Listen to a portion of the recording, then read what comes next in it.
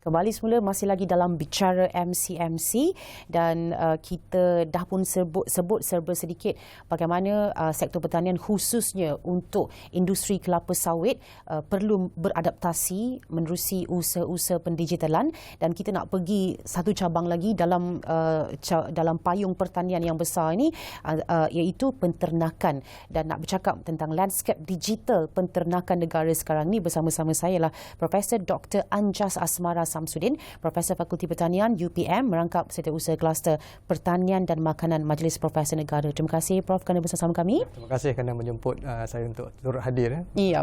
Okey, mungkin pertama sekali kita nak kena faham bagaimana sebenarnya proses pendigitalan untuk sektor penternakan ni. Sebab orang fikir nanti ke ada ke macam kena bina mesin mesin yang petang-petang dia mesin tu robot tu yang pergi halau ayam masuk reban balik ke, ataupun apa sebenarnya landscape yang kita nak gambar, nak bayangkan akan ada kalau kita beradaptasi menerusi pendigitalan. Okey, sebelum ni kalau kita lihat kebanyakan bila kita berbicara mengenai teknologi dalam sebarang aktiviti pertanian, dia lebih merujuk kepada infrastruktur ataupun mesin-mesin yang menjalankan fungsi secara otomasi. Cumanya apabila mesin-mesin yang dijalankan secara otomatik ini dia memerlukan pekerja-pekerja yang tu di situ, di kawasan tempat untuk melihat dan untuk mengoperasikan mesin tersebut. Digitalisasi ini sebenarnya adalah apa input ataupun maklumat yang dijalankan oleh mesin otomasi itu, dia akan relay kepada end user. Dia akan relay kepada end user, which is peternak. Yang peternak tu tak semestinya berada di ladang, mungkin berada di rumah, dan melalui peranti tu dia boleh melihat apakah yang sedang berlaku di dalam kandang ternakan tersebut.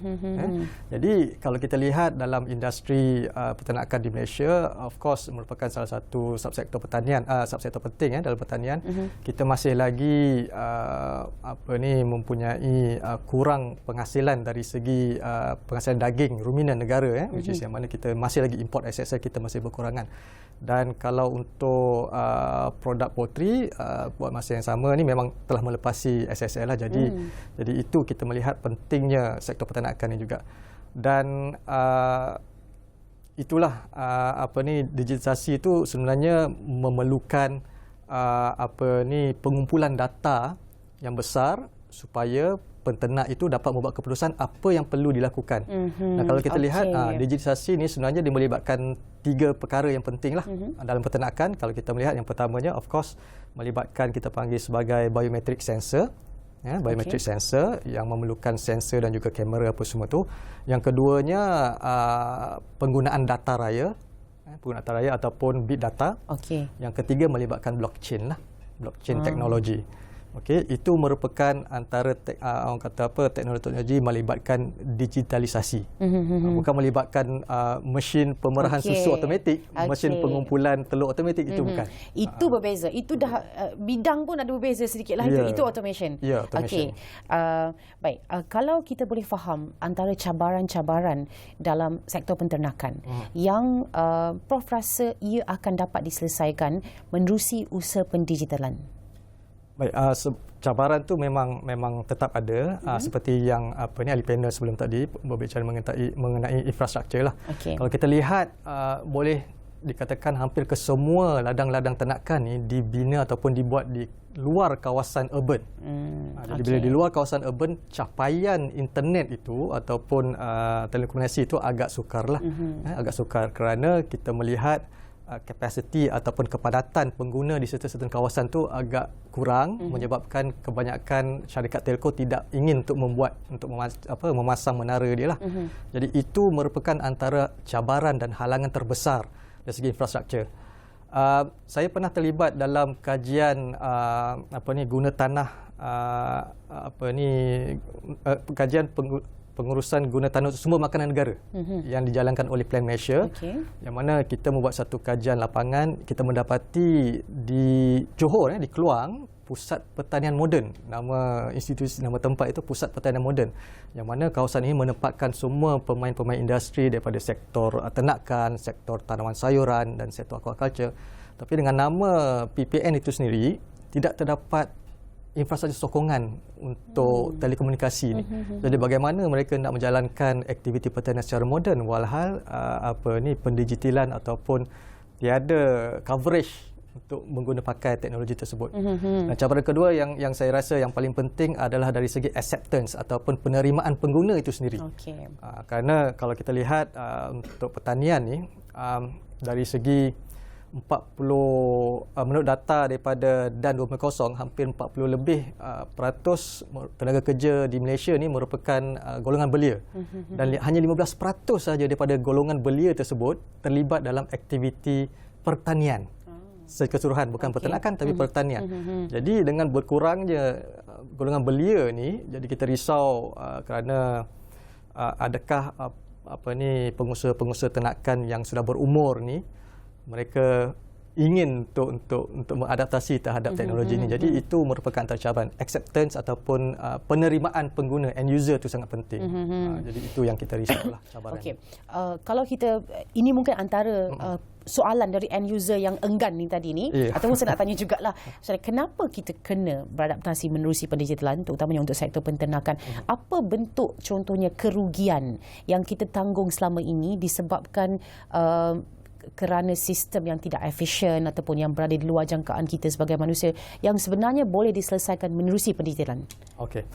Melalui pendigitalan sebenarnya dia memberi kita melalui teknologi tadi pertama biometric sensor, yang mana biometric sensor ni selalunya dia akan memberi maklumat mengenai kesihatan ternakan dan juga tentang tingkah laku ternakan tersebut di dalam kurungan.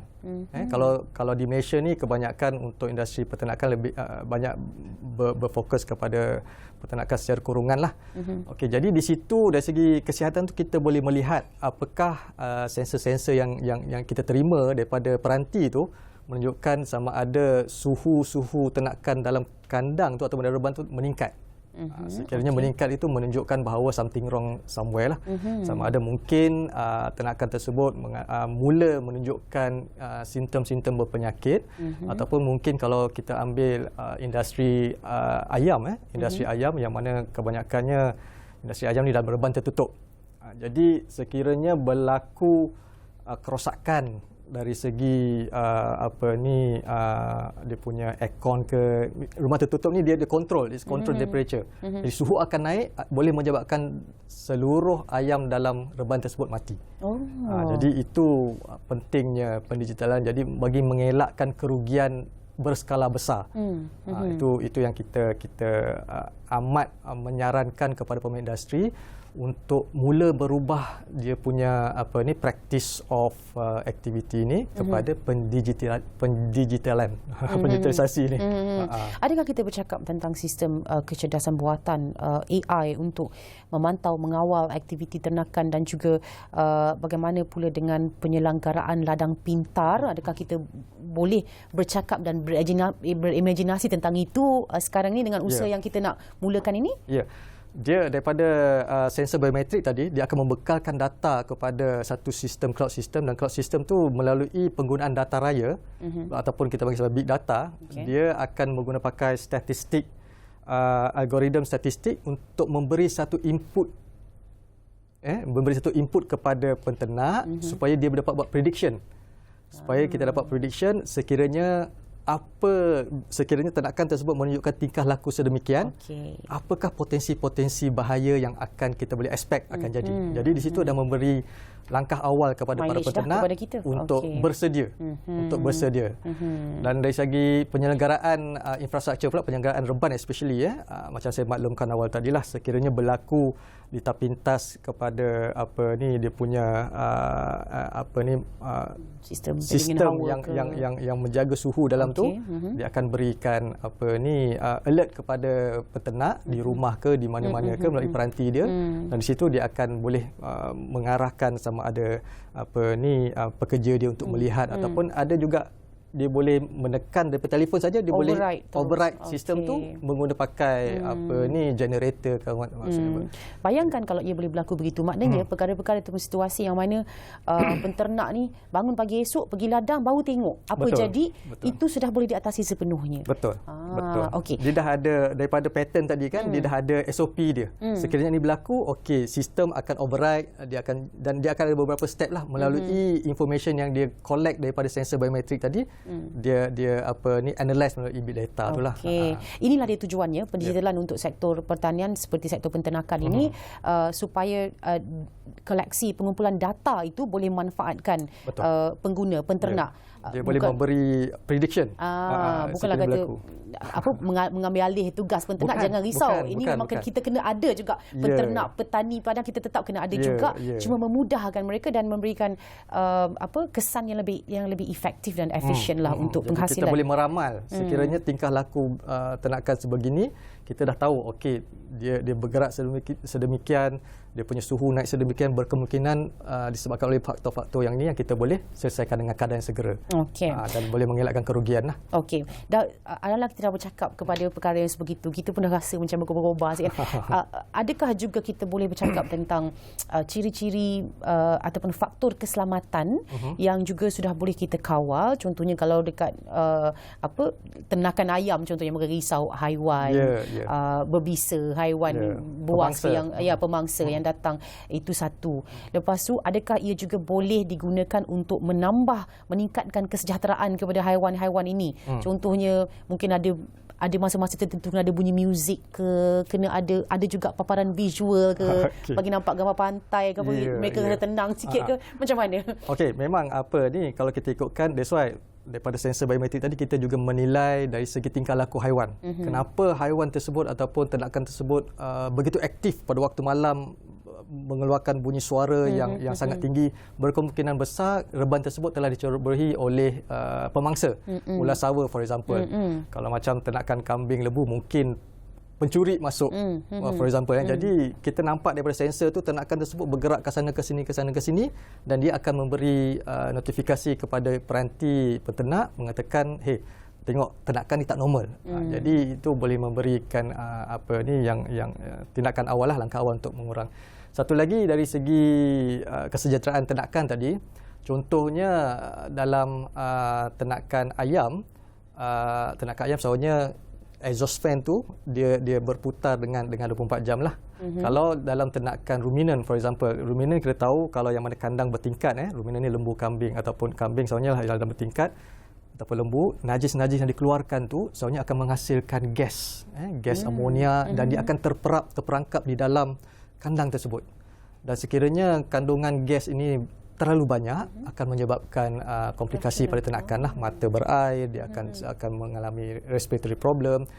Dan dengan adanya sensor ni yang dapat mengukur tahap kepekatan gas tadi, dia boleh automatikkan, dia boleh menghidupkan exhaust fan for example, untuk menarik keluar gas-gas membahaya tadi, supaya ternakan-ternakan tersebut di dalam kandang itu berasa lebih selesa. Dan itulah itu dari segi tingkah laku dia yang kita dapat lihat. Dan keselamatan tu satu lagi, kalau saya boleh bagi contoh, ada juga selain di dalam kandang untuk ternakan lembu especially, ada juga peternak yang menjalankan aktiviti secara integrasi.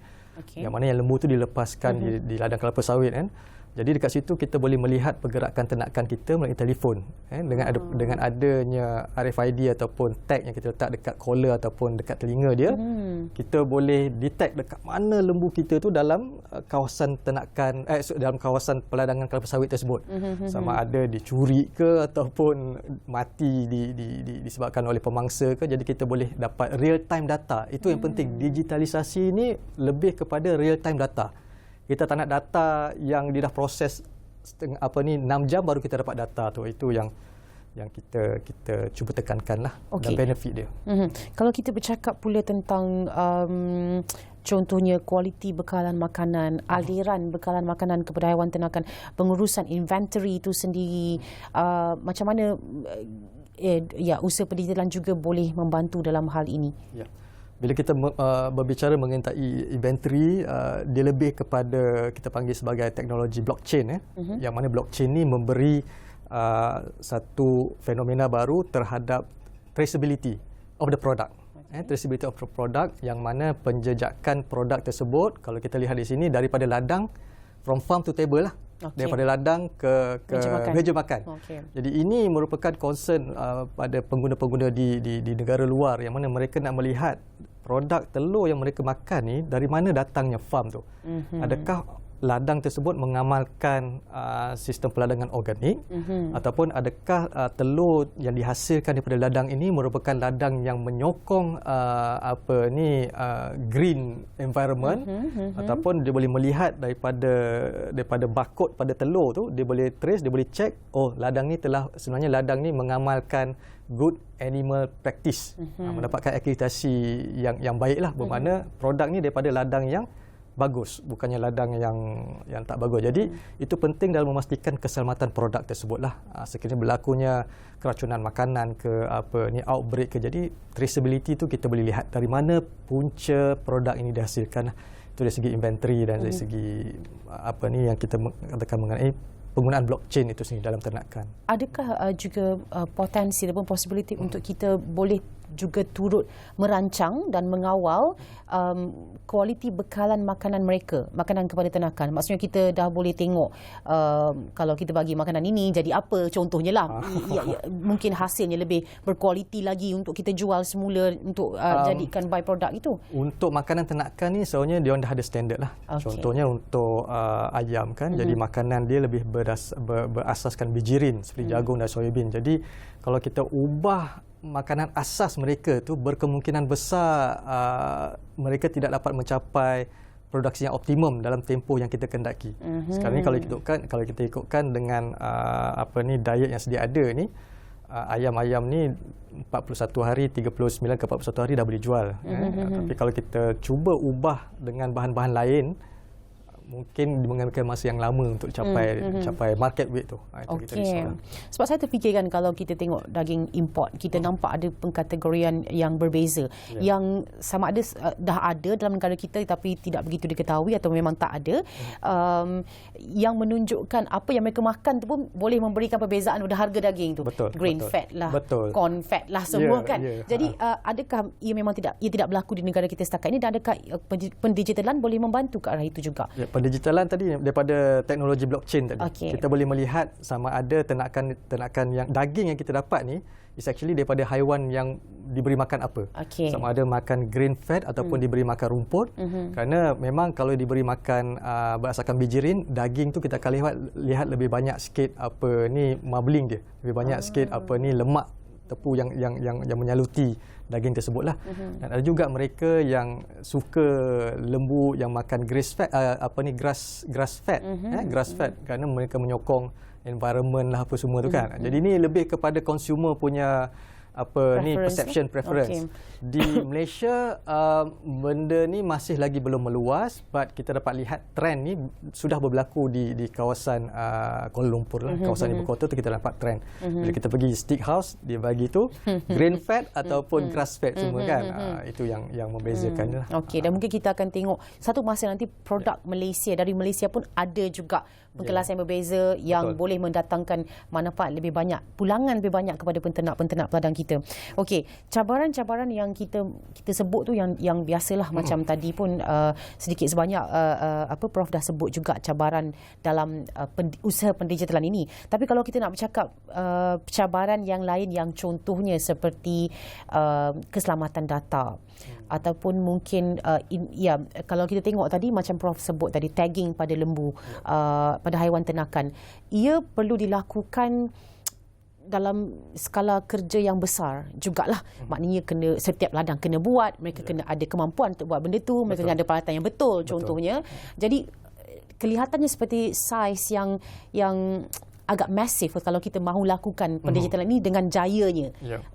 Bercakap tentang cabaran ini. Soalnya bila kita cuba merubah daripada teknologi lama kepada teknologi baru, of course initial investment cost tu memang tetap ada lah.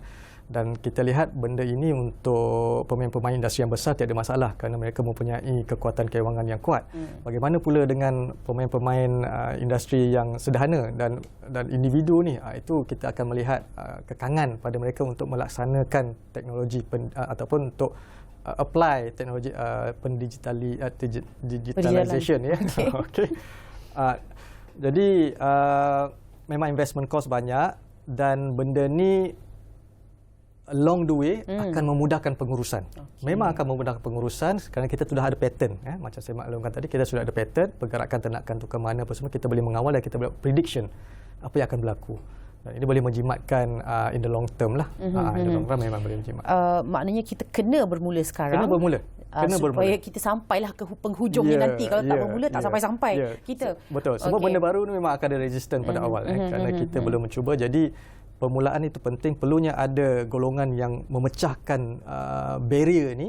Dan mereka ini kita perlu angkat sebagai contoh supaya ada industri-industri lain mengikut jejak langkah mereka dalam memperkasakan penggunaan digitalisasi ini dalam sektor peternakan. Okey.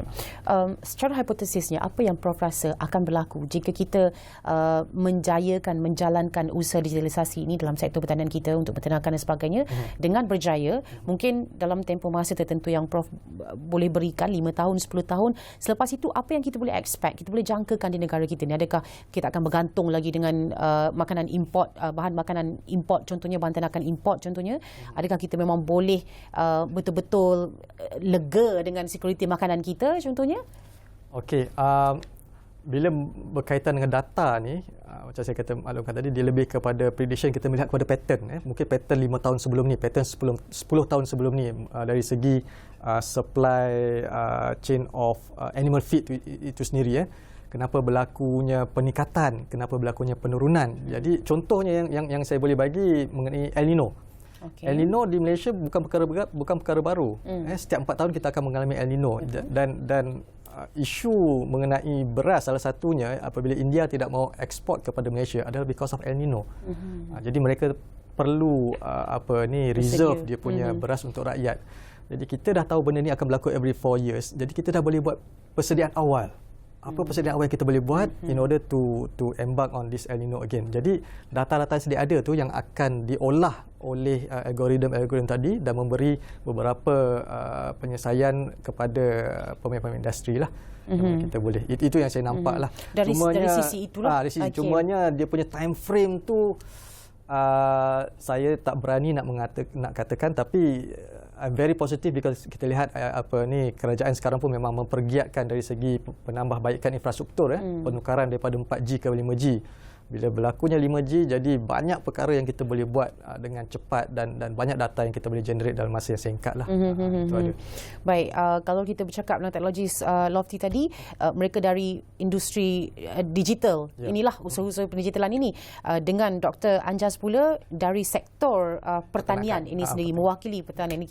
Kita tembungkan mereka malam ini di sini walaupun tidak bersekali, tapi nak bercakap tentang harapan juga dari sektor pertanian. Bagaimana mungkin Prof mengharapkan usaha ini dapat dijayakan oleh semua pihak, dan kalau tambah kalau kita bercakap tentang acceptance tadi, penerimaan tadi, itu mungkin cabaran yang agak besar sedikit. Dan Prof sebagai orang yang di dalam industri di lapangan, mungkin boleh memberikan input yang lebih baik lagi berkenaan dengan ini. Baik, macam saya maklumkan tadi lah, kita perlu adanya champion supaya pemain-pemain industri lain boleh ikut. Sekarang kita mengatakan secara umum dan kita tidak nampak lagi kesan, tidak nampak lagi kesan siapa yang the best player dalam yang merealisasikan digitalisasi dan peternakan ni. Kita tidak ada contoh. Kita tidak contoh untuk menyebarkan kebaikan kepada umum. Dan satu lagi, of course dari segi acceptance tu, kita melihat kepada acceptance kepada pemain industri. Bagaimana acceptance of agensi kerajaan itu sendiri. Contohnya kalau dalam pertanian kita ada pegawai lapangan, kita panggil sebagai pegawai pengembangan, yang mana mereka akan turun ke ladang untuk beri input-input ataupun nasihat-nasihat mengenai aktiviti peternakan soal. Adakah mereka ini pun ready untuk embark on that kind of teknologi kan? Jadi perlunya setiap level tu menerima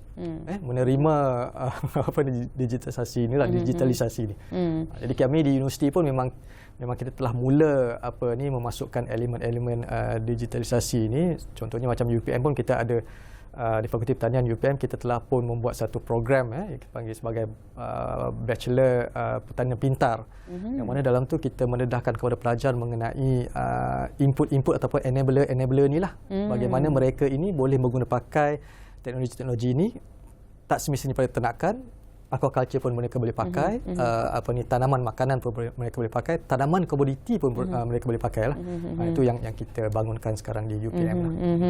Baik, kita harapkan apa yang kita bincangkan bersama-sama hari ini menjadi take home yang berguna kepada rakan-rakan kita yang menonton.